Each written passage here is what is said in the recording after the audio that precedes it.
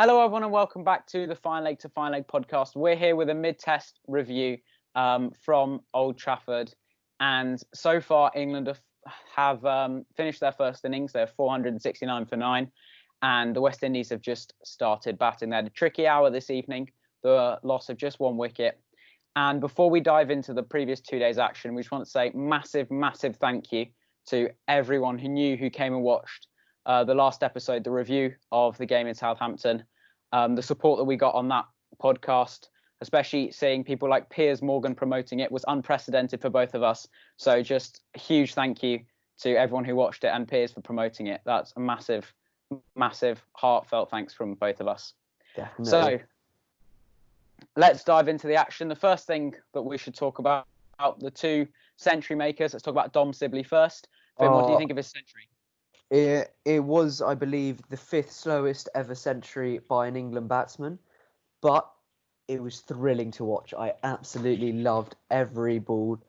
I mean, that's just you'd love to see it. A true cricket fan knows that's just beautiful. You've got Chris Gayle hitting sixes, but that is nothing compared to what we saw.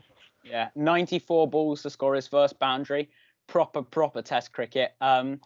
I find it annoying how people are saying, oh, his strike rate was so slow, this is not a good 100. What do you want? For years, we've been saying, someone, please take the shine off the new ball, back through, start consolidating in innings. Now we've got someone that does that. Oh, he scores too slowly. Just I know. Enjoy it. No, it's a strike rate of 32, which is not a high strike rate. But you want people that can hold down one end and just be solid, because that's what we need. You don't have a collapse if someone's going solidly. You can't collapse when there's a guy doing well at another end. So, yeah, I think it's brilliant. I know Burns only got 15, but they did see out the new ball. And, I mean, that's the minimum you want from your opening batsman. And I think we haven't had that before, and I think that was actually not a bad innings from Burns. Yeah, they saw it all the way to lunch. I know It was a really hard point of batting because, of course, the play was delayed for an hour and a half. And overcast conditions in Manchester on that first morning, and then Zach Crawley got out first ball, the one that bounced a bit more. Not great innings. The ball that just bounced up from Roston Chase, who did get a fifer, was quite good. Yeah, he was bad. Before he was taken on by Stokes and Dom Bess at the end, which we will come to. But talking of Stokes, what a knock that was. His slowest century ever in an England shirt. And then he teed off. I think as soon as he got that 100, he scored 40 off 41 was the stat that I think came up, and he kept going and going, and then he was out trying to play a reverse scoop off a quick bowler. I felt the scoop was a bit misjudged, but I think you've got a free license once you've hit 176, and I really enjoyed watching it. It's a hard pitch to bat on. It's moving a bit and have people stick in. That's really good to see. It's good to see he's able to change his game, which he probably couldn't do a few years ago, but he adapted well, and I thought it was a brilliant innings. Really good knock. Yeah, fantastic from Ben. World's best cricketer. Yeah. I'd just like to say one thing about Ollie Pope is that for all that we've heard about him and how good he's been in county championship, which he's been amazing, he's not performed. And I think that's something that he needs to work on. Well, obviously, if you're not performing, you need to work on something.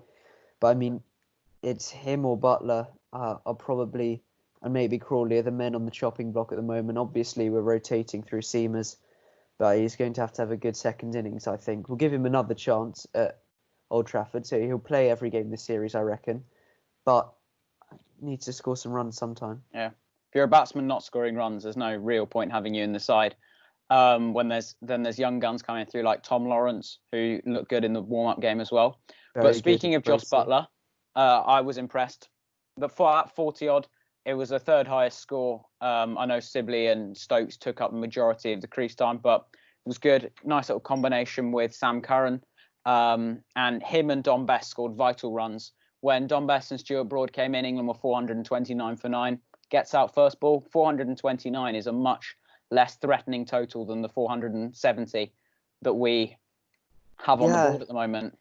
It's great having such a deep batting lineup, because last test we probably haven't even got to 400 there. But I think having such a deep batting lineup with Broad isn't a bad batsman, and to have him as your number 11, he's the best 11 in world cricket at the moment. I think that that is a big consideration. Curran played well. He only got the 17, but it's much more valuable than just the 17 runs he scored. And Buttler batted well, but he's on the chopping block a bit. Ben Folkes is a much better glove man. And saying Ben Folkes is a much better glove man, Buttler hasn't dropped a catch keeping since his Test return in 2018 until that one in Southampton. So Buttler's keeping is probably what's keeping him in the side. He has actually been really good with the gloves. So on batting merit, you'd expect Jos Buttler, probably the best one-day finisher in the world, to really have more of an impact that he is doing at the moment. But his keeping has been fantastic until that drop catch in Manchester. in Southampton. So Dowrich looked like he was having a tough time today, actually. Yeah, keeping out some of Shannon Gabriel's wayward deliveries. Yeah, we'll see how Buttler keeps this innings, actually, because it will be hard with the pitch not carrying through very well. And if it's a very hard wicket to keep on, we might bring in Folkes for the final Test, which we did in the West Indies 2 years ago. Yeah. And then we'll just move on to England's bowling. Of course, we're going to have to mention Jofra Archer's incident. He's obviously been dropped from this game. He is currently watching from his hotel room. Whatever he did, it hasn't quite been clear yet. Some people say he went home.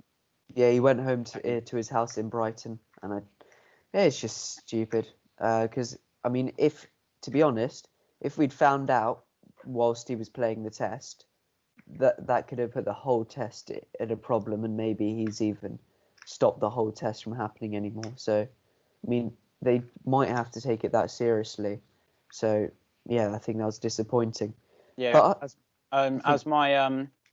as I was talking to someone on WhatsApp, and we were talking about Jofra Archer, and he said that millions of people would die to be in the position that he's in now. England's young, quickest bowler, and he said he's got no time for sportsmen like that.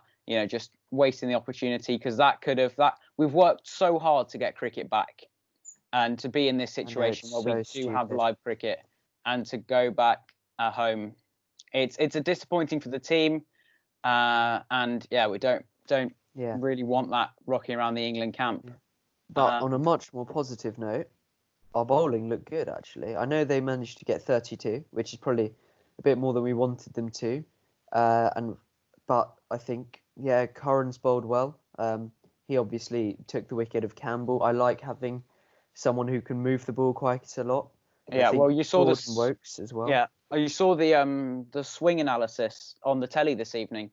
Broad is getting 0.4 degrees worth of swing. Woakes getting double that, and then Sam Curran getting just under 3 times the amount of swing that Woakes was getting. So 6 times more swing than Stuart Broad was getting. I know Broad likes to nip it off the surface rather than swing it, but still, his left arm, sort of round arm, a little bit slingy type action, it really works well with swings. Yeah, it's really good, and especially in a Test match, because I think, in one days, I know he's been picked for a few, but that can very easily be, you can be a bit too straight, and that's quite easy to score runs, but it is an aggressive line you can bowl, and I think you can do that quite well, and he probably will be quite expensive, but at the same time, you get wickets just bowling that aggressive line. You probably have to have a bit more of a split field, so it doesn't look as aggressive, but it really is. I think, but Broad and Woakes, who do move the ball a lot, I know Broad definitely moves off the seam. They don't have that many left-handers, I don't think, but he can get right-handers out just as easily. And Woakes, with his average in England, he's just unbelievable. I really, really enjoy him. Yeah, I think watching him. Woakes bowled really nice and full. Actually, his first delivery was probably the best delivery he bowled. Nice and full, bit of swing, bit of nip off the surface. He was extremely economical. I think he bowled 5 overs and only went for a couple of runs, couple of maidens. And I thought Woakes bowled extremely well. And see what's in store for tomorrow. I know we can't really judge until both teams have batted, but predictions for the rest of the game? Oh, I'm going to probably be proved very wrong here, but I reckon we could, if we bowl well, we could skittle them and maybe induce a follow-on. But if Weather has another play, I reckon it could be a draw. if weather comes again, which is disappointing, but that's the way cricket is.